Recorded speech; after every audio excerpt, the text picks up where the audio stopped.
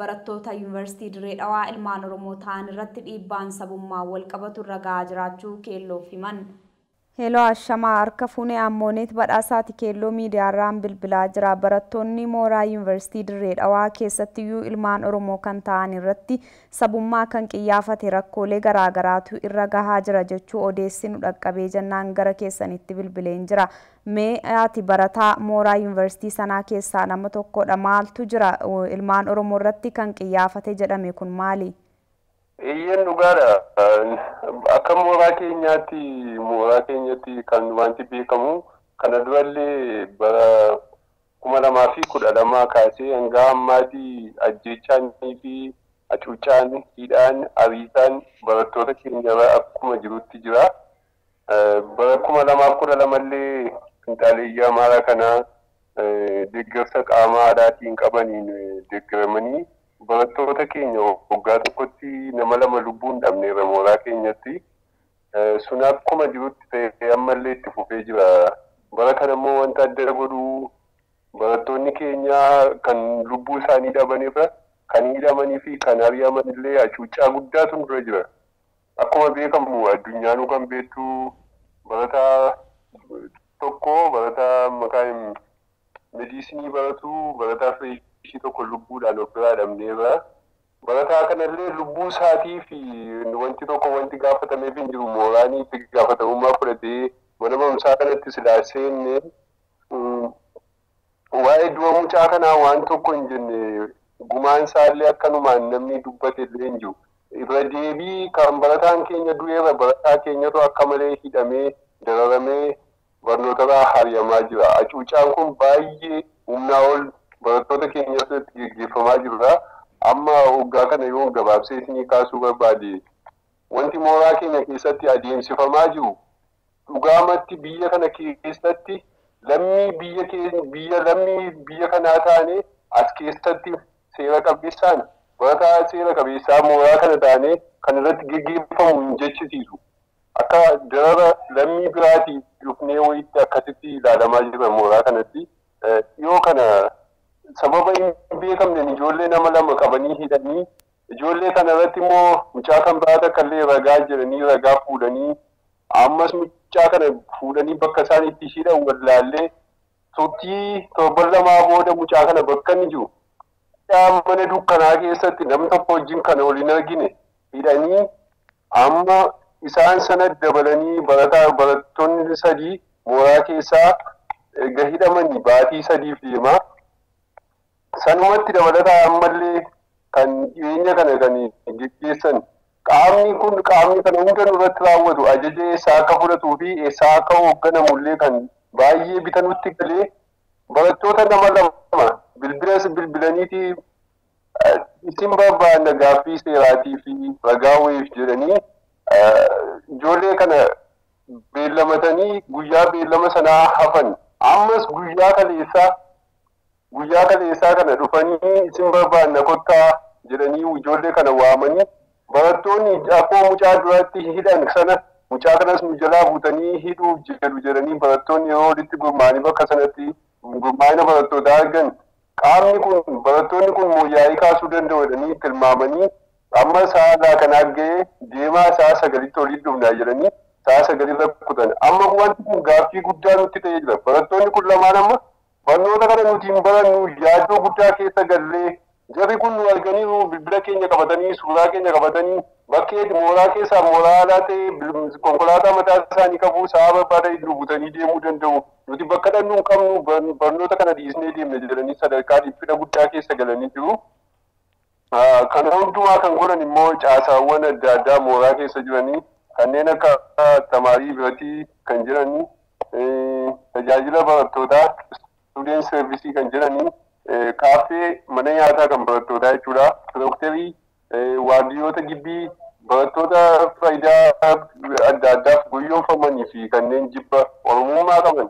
Isaan kun amma maqaa dha'e hundumtuu caasaa hooggansa irra keessaa hanga caasaa gadiitti namoota gocha kana hojjechuudhaaf isaaniif mijatu fudhatanii leenjisanii mooraa keessa bobbaasanii galaa fi ba'aa barattootaa kana akka malee bakka barataan shaayii buna dhuguutti bakka barataan mooraa bisa deemu hundumaatti kan deemanii basaasanii fi kan dhiphina guddaa keessa barattoota keenya galchaa jiranidha. Qaamawwan kun hundiyyuu afallaa Oromootti himannan hin dhaammanna. Mee yeroo amma barattoota kana hidhanis doorsisanis ta'e maal gootanii badiin keessan maali jedhaniitu kan dararaa amma kana ilmaan Oromoo barattoota Oromoo kanarraan gahaa jiran maddi rakkoo sanaa waan beekame jira moo sochiin barattootaa mooraa sana keessatti kan argamu jira? Sochiin barattoonni hoomaayyuu sochiin gaggeeffamaa jiru hin jiru. Hoomaa wanti amma barattoota kana qabanii hidhanii fi yoo kana mucaa sabbaan maal akka ta'e isaa hin beekne ani mucaa wayii mooraan alatti waraanamee jiran isaanumatu jira kanas nuti waan beeknu hin qabnu mooraan ala wanti kun barataa hawaasni naannoo mooraa sana hundumtuu ol keessa deddeema isaan utaalanii barattoota kanarra bu'anii isintu godhee jiran ijoollonni kun guyyaa gaafa sana gaafa yakki kun dalagame jedhamu sana bakka jiranii fi namoota wajjin jiran hundumaa ragaa qabatamaa qabuuni. Kana hundumaa osoo beekanii sababa mucaan sun waraaname jedhaniif mucaa kana gadhiisuu didaniiti warreen miseensa baaldaraas jedhanii fi faanoo amaaraa jedhan sun dhufanii harka keessa galchatanii ijoolleen kun akka dararaman godhani. Agartee amma barataan keenya gaafa lubbuudhaan darbee namni tokko itti hidhameeyyuu hin jiru. Amma garuu gaafa mooraa keessa kun barataan lubbuun isaa itti dhabe doormii keessatti biyyaas jechaadha ijoolleen doormii sana bukkee jiran bitaa mirga jiran fuuldura isaa jiran wanta doormii ollaa isaaniitti ta'u hin beeku sababii ta'ee fi guyyaa lamaan tokkoof illee qabamanii hidhamuu ture ture kun garuu hin godhamne amma wanti adda ta'ee mul'achaa jiru. Gibbii alatti mooraa barnootaan alatti barataa isaanii bakka dhugaatiitti wal waraanan eenyu akka waraane qaamni waraane kan hin beekamnetti ijoollee keenya akkanumatti dararaa jiru. Hayyee amma kan barattoota hidhaa jiru kun waraana biltsiginnaati moo baaldaraas moo eenyu? Amma wanti kun mucaan waraaname jedhamu kun miseensa baaldaraasi. Amma warreen kun konkolaataa isaanii kaafatanii dhufu. Akka jedhanitti poolis koomishiniidhaa jiru. Bilbila isaanii itti dawwalanii ijoolleen riikeerdi godhatanii hin qabu. Bilbiluma biyya keessaadha. Jarreen kun qaama maalii akka ta'an hin beeknu nuti baajii hin qabanii uffata seeraa hin qaban. Konkolaataa makaafatanii mooraa dhufaniiti kan ijoollee fuudhanii deeman. Akkasi. Hayyee mee xumura irratti gaa uummanni Oromoo biyya alaas ta'e biyya keessaa haala barattoonni mooraa yuunivarsiitii Dirree Dhawaa keessa jiran kanatu nuu beekee kan jettan jira? Eeyyeen amma mooraan keenya baay'ee kan dagatame fakkaata. Amma barattoonni keenya baay'ee rakkoo afaaniitiin kan rakkatan caalaa gama wanta hundumaa fidanii gama disiipiliinii jedhanii ofii isaanii jarri akka barbaadan mooraa keessa jiraatanii keenya dogoggora tokkollee utuu hin hojjetin sababa irratti barbaadanii ijoollee keenya mooraa dhaabsiisaa jiru. Kanaaf rakkoo cimaa keessa jira. Mooraan keenya mooraan Dirree Dhawaa Yuunivarsiitii akka biyyaatti bara 2012 ka'ee illee barattoota keenya sababa tokko malee akkasumatti himata tokko ragaa tokko malee barattoota 24 qabanii baatii lamaaf waan ta'u nu jalaa hidhanii kaanillee akkanatti barnootarraa hari'anii amma barnootarraa dhabanii jiru. Kun hundumtuu kan raawwatamaa jiru sabummaa xiyyeeffatanii Oromoo irratti dalagamaa jira. Kanaaf beektonni biyya alaa jiran biyya keessa jiran hundumtuuyyuu dhageettii isaanii miidiyaawwan biyya keessa jiraniif biyya alaa jiran kun hundumtuuyyuu dhageettii isaanii gurra nu ergisanii gama danda'anii akka nu cina dhaabbatanii isiniin jenna. Hanga ammaatti barattoonni kun sadan hidhamanii jiran. Amma hidhamanii mana hiraarsaa keessa jiru. Namni isaanii dirmatu hin jiru.